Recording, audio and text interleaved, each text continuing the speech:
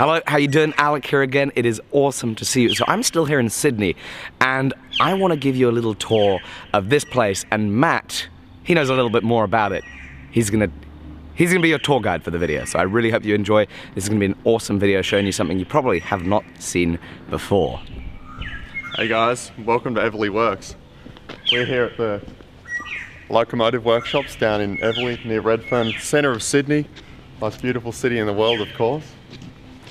We've got 1,800 square metres of blacksmithing awe and excitement. Starting here on the right, we've got a 1,500 tonne Davy press, steam actuated, squashes billets 3 feet across.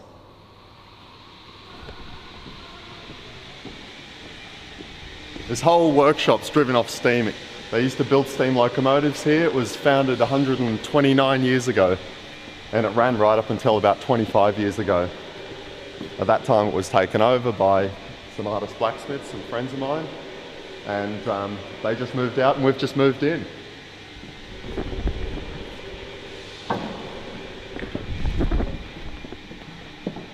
Up here is one of the big furnaces that used to feed the Davy press. Jim crane above us. The billets were so heavy the men couldn't wrangle them. That's a freaking huge jib crane.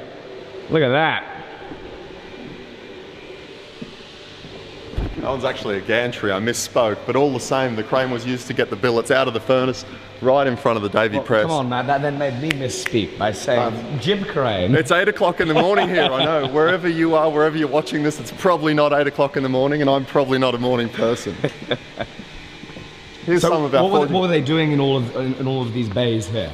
What were they making? Bay 2 here, this was all locomotive parts. So all of the forged components for the locomotives, all of the forged components for the railway workshops around New South Wales, which is a state of Australia for those of you international.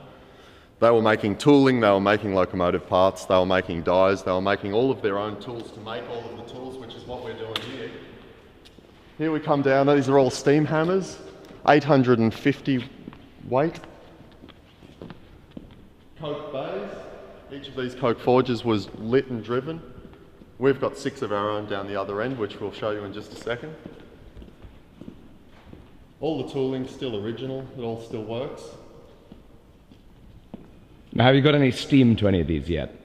I haven't personally got steam, but it's very high on my to-do list. Very high on the to-do list. I can imagine so. Can you imagine seeing all those steam hammers running again? It'd be a beautiful time.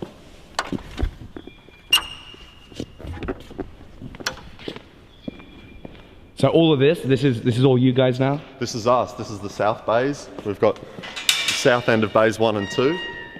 The part we just walked through is static at the moment. It's been a curated exhibition so that people can walk around, they can get a feel for the heritage of the blacksmithing. This half of the shop is absolutely running. Just about everything you walk past works, with the exception of a couple of really big machines, which if we pump steam into them, they'd fly straight away. And again, high on my to-do list. So what is it that you guys do here now? We take blacksmithing workshops. We take people out of the community. We take people from all over Australia and hopefully all over the world, and we introduce them to the amazing art of blacksmithing. We hand forge, we use some of the power hammers, we use some of the blacksmithing machinery. We have a wide range of classes, so knife making, tool making, sculpture, more creative stuff.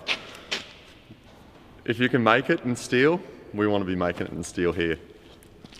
So these are all the hand forging bays. This is where the highly skilled blacksmiths worked. They had coke bays, there was strikers for each of the trades blacksmiths. We have a couple of 200 weight massies, they're electro-pneumatic. We've got to start one up, Alan, what do you reckon? Start one up, do it.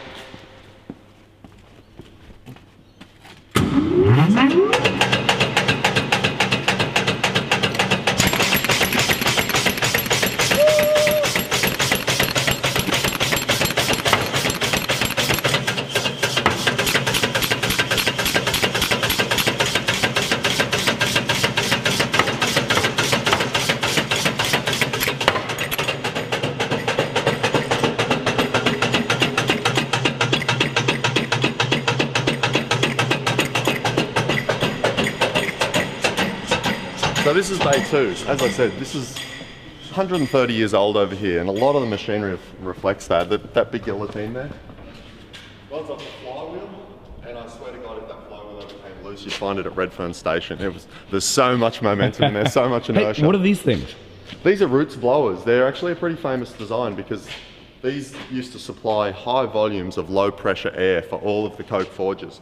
So these guys were actually And this is powered by steam? These are all steam powered, and if you have a look at the design of them, they actually mirror the same design as the double arch steam hammers. So if you imagine this is your steam reservoir, this is your tap, and your die would be here. These are your double arches. They're actually designed by the same guy that designed the big 40 hundredweight steam hammer that we're just Wait, there's a 40 hundredweight steam hammer here? We have a 40 hundredweight steam hammer. Oh, good lord. This is our 700 weight massive. This is, you might have seen Alec driving this a bit earlier in the week, but it's a gentle giant. It's beautiful. It's so responsive. This isn't original to the workshop though. When would this have been installed, do you think? I believe it was put in the 50s. Yeah. Yep. So it is original to the railway workshop, but it's not as old as the railway workshop. I think they were putting that in with the proliferation of some of the repair work they were doing here. The big steam hammers were just too big for the smaller forgings they were doing when they were repairing the locos. So they got a more manageable hammer that they could drive a little bit easier. They don't need a driver because you can actuate that with your foot. These guys, that's a 20 hundredweight steam hammer. Do you want to go stand there for scale? Just for scale. And he's tall. I'm 6'2". It's a Goliath. So this is a 20 hundredweight? This is a 20 hundred. So that would be in the region of, it's about a ton, right? It's a ton of falling parts. Yeah. 1 ton going up and down. Driven right here? Driver behind the curtain. Levers for steam valves.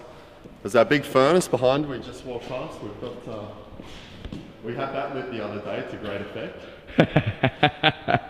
We've got some billets here prepped actually. This is heading in there next week. What are you making out of that? A6.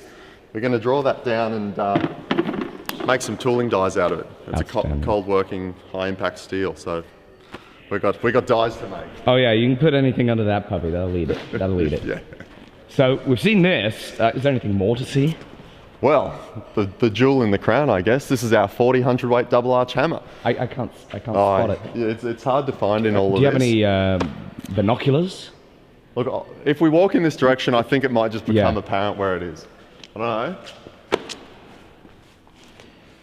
2 big furnaces to feed the guy. They would have had 5, 6, 7 people hanging off a set of tongs that's 10 feet long. There's some actually hanging up on the racks here. We've got the jib crane, the correctly identified jib crane this time, with a chain loop, so you could put the billet through and it'd support the weight of the billet while you're working under the double arch hammer. This guy was used for a lot of big forgings, big single piece forgings, closed die forgings, forge welding. So they used to gather up, when they'd have offcuts, leftovers, they would pile them up, they'd get them smoking hot, they'd bring them out and they'd forge weld them under this. And it would shoot. There'd be flux and steel and debris flying out in every direction. The guys in those days didn't wear safety equipment. They didn't have glasses. They didn't have earring protection. The place was dark. It was smoky. This predates electricity, this shop. So they didn't have anything other than the natural lighting. So it was a cloudy day. It was a cloudy workshop. And most of the time it was full of smoke, full of dust, and a pretty hard place to work in an Australian summer.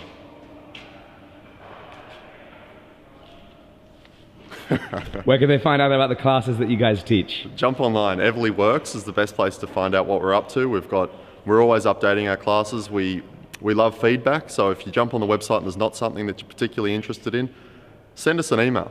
Just get in touch with us. We love to talk about blacksmithing. Even if you're new to blacksmithing, if you're an experienced blacksmith, we've got courses that run the gamut. So we'd love to hear from you. And last of all, Matt, is there anything funny that people can write in the comments about this power hammer? I mean, what can we say? Because it's enormous. I mean, it is. I think, do you have a nickname for it? No, I haven't nicknamed it because I feel like it's such an impressive piece of industrial. It's an industrial monolith. I feel like that speaks for itself. But I've had a couple of people ask me if they can take it home, and I always tell them if they can carry it out of the shop, it's all theirs. I won't stop them. There we go, guys. If you've watched this far in the video, you've enjoyed it, go ahead and leave a comment saying if you can carry it home, it's yours. It's been a pleasure watching. Please go and check out Matt's stuff. It's a great facility if you're in Australia, if you're in the Sydney area. Come down, take some classes with them. Awesome. Alec, it's been great to have you in the Awesome, shop. man.